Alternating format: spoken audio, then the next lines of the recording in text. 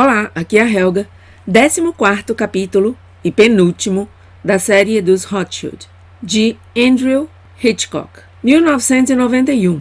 Depois da invasão do Kuwait pelo Iraque, no dia 2 de agosto de 1990, os Estados Unidos e a Grã-Bretanha iniciaram, em 16 de janeiro de 1991, uma campanha de bombardeio aéreo de alvos no Iraque. No dia 24 de fevereiro de 1991, começou a campanha terrestre, que duraria 100 horas até 28 de fevereiro, quando ocorreu um crime de guerra horrendo, que consistiu no massacre de 150 mil soldados iraquianos com bombas de combustível.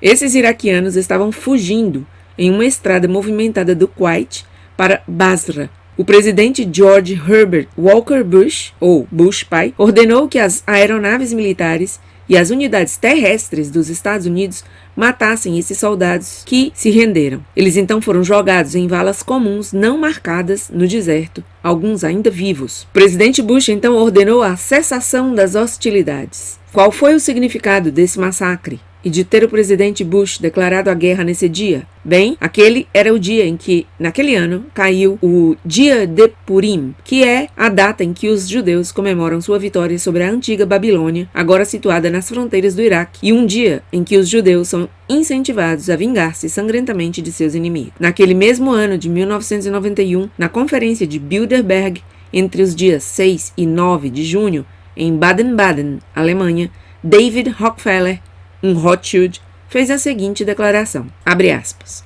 somos gratos ao Washington Post, ao New York Times, à Times Magazine e a outras grandes publicações cujos diretores participaram de nossas reuniões e respeitaram suas promessas de discrição por quase 40 anos. Seria impossível desenvolvermos nosso plano se tivéssemos sido expostos à luz da publicidade durante esses anos. Mas agora, o mundo está mais sofisticado e preparado para marchar em direção a um governo mundial. A soberania supranacional de uma elite intelectual e de banqueiros mundiais é certamente preferível à autodeterminação nacional praticada nos séculos passados. Fecha aspas. 1992.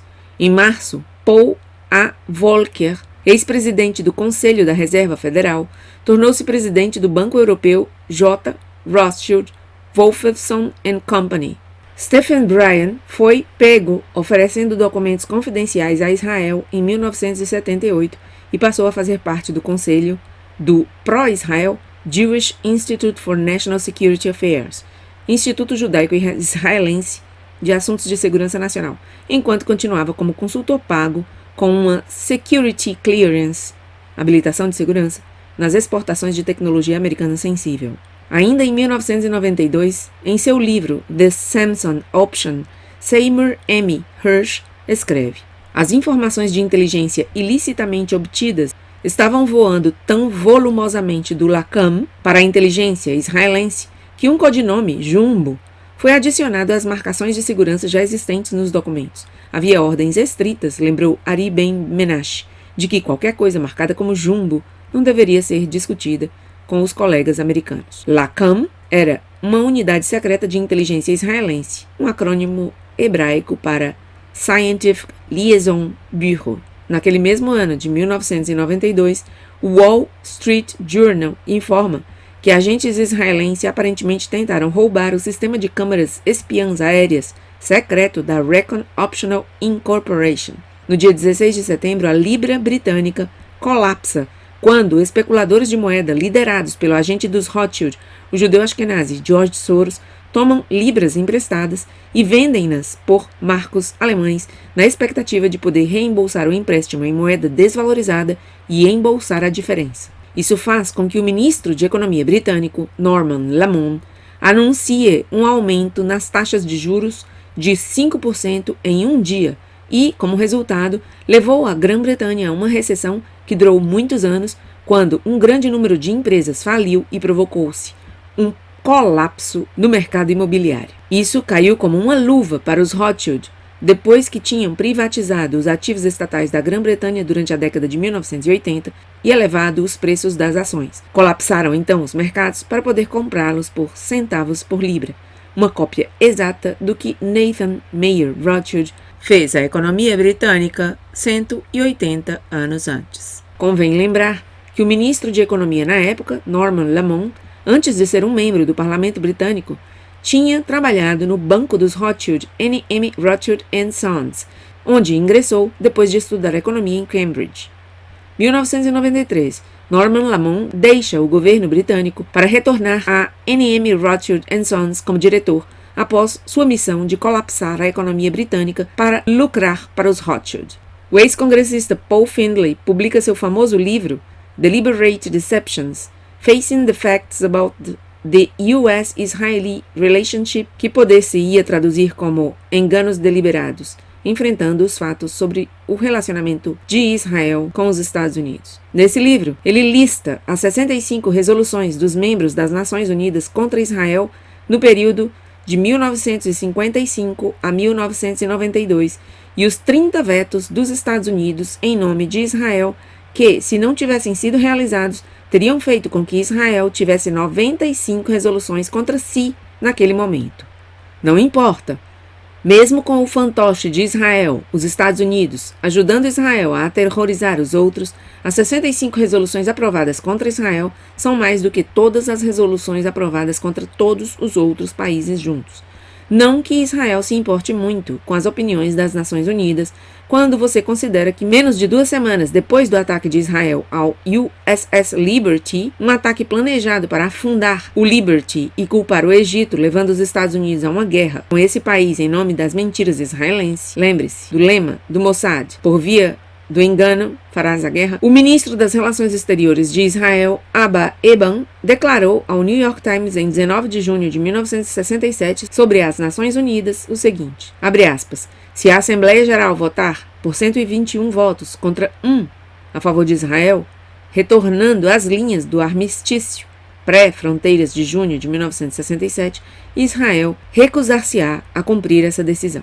Fecha aspas. Naquele mesmo ano de 1993, a Liga Antidifamação, a ADL, é flagrada realizando uma operação de espionagem maciça contra os críticos de Israel, árabes americanos, San Francisco Labor Council, ILWU Local 10, Oakland Educational Association, NAACP, Irish Northern Aid, International Indian Treaty Council, Asian Law Caucus e a Polícia de São Francisco. Os dados coletados foram enviados para Israel e, em alguns casos, para a África do Sul. A pressão das organizações judaicas força a desistência do processo criminal, mas a ADL decide entrar com uma ação civil por uma quantia em dinheiro não revelada. 1995. O ex-cientista de energia atômica Dr. Kitty Leroy afirma que os Rothschild controlam 80% do abastecimento mundial de urânio, o que lhes dá o monopólio da energia nuclear. O Defense Investigative Service, Serviço de Investigação de Defesa, coloca em circulação um memorando de advertência aos empreiteiros militares norte-americanos que dizia o seguinte, abre aspas, Israel coleta agressivamente tecnologia militar e industrial americana, fecha aspas. O relatório afirma que Israel obtém informações usando alvo étnico, engrandecimento financeiro e identificação e exploração de fragilidades individuais dos cidadãos americanos. 1996. Um relatório do General Accounting Office intitulado Defense Industrial Security, Weaknesses in U.S. Security Arrangements with Foreign-Owned Defense Contractors, algo assim como segurança industrial de defesa, debilidades ou fraquezas nos acordos de segurança dos Estados Unidos com os contratantes de defesa de propriedade estrangeira. Descobriu o relatório que, de acordo com fontes da inteligência, um país A, identificado pelas fontes de inteligência como Israel no Washington Times do dia 22 de fevereiro de 1996, conduz a mais agressiva operação de espionagem contra os Estados Unidos entre todos os aliados do país.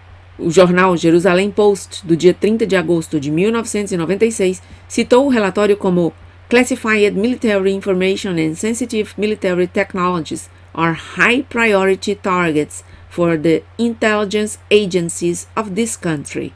Informações militares classificadas e tecnologias militares sensíveis são alvos de alta prioridade para as agências de inteligência desse país. O relatório descrevia uma operação de espionagem executada por uma organização de inteligência responsável pela coleta de informação científica e tecnológica que Israel pagou a um funcionário do governo dos Estados Unidos para obter documentos classificados da inteligência militar. O relatório de Washington sobre assuntos do Oriente Médio, Sean L. Twing, de abril de 1996, fez uma referência à prisão em 1985 de Jonathan Pollard, analista de inteligência naval civil dos Estados Unidos, que forneceu à agência de espionagem de Israel, LACAM, aproximadamente 800 mil páginas de informações secretas dos Estados Unidos. O relatório do GAO também referiu que vários cidadãos de Israel foram capturados nos Estados Unidos quando roubavam tecnologia sensível usada na fabricação de tubos para armas de artilharia.